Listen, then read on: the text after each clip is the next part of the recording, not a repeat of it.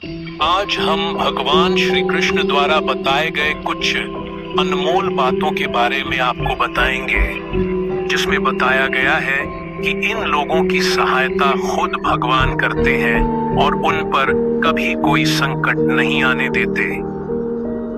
श्री भगवत गीता सनातन धर्म के सबसे महत्वपूर्ण ग्रंथों में से एक है, जो कि महाभारत के कुरुक्षेत्र युद्ध के पहले दिन भगवान श्री कृष्ण और अर्जुन के बीच संवाद का सार है। गीता का संदेश ज्ञान, कर्म और भक्ति के माध्यम से आत्मा के मोक्ष की प्राप्ति है।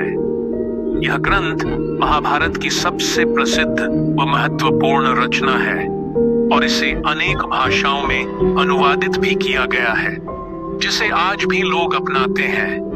जो इंसान गीता के ज्ञान को अपनी जिंदगी का आधार बना लेता है, वह दुनिया का सबसे सुखी इंसान बन जाता है।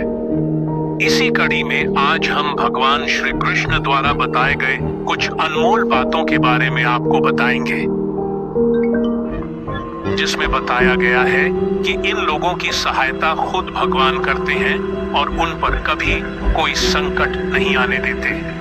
इन लोगों की ईश्वर करते हैं रक्षा।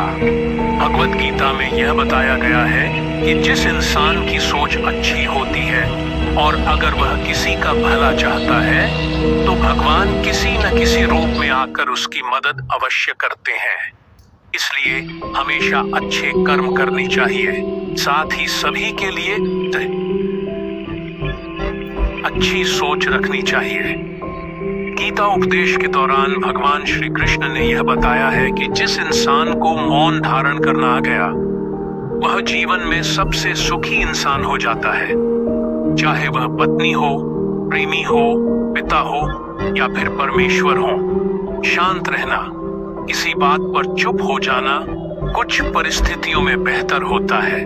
गीता में बताया गया है कि मनुष्य को हर परिस्थिति के लिए तत्पर रहना चाहिए, क्योंकि जो व्यक्ति कभी भी संकट या विपदा का सामना नहीं करता, ऐसी स्थिति में उसे अपनी ताकत का एहसास नहीं होता, जो कि इंसान को अंदर से कमजोर बना देता है।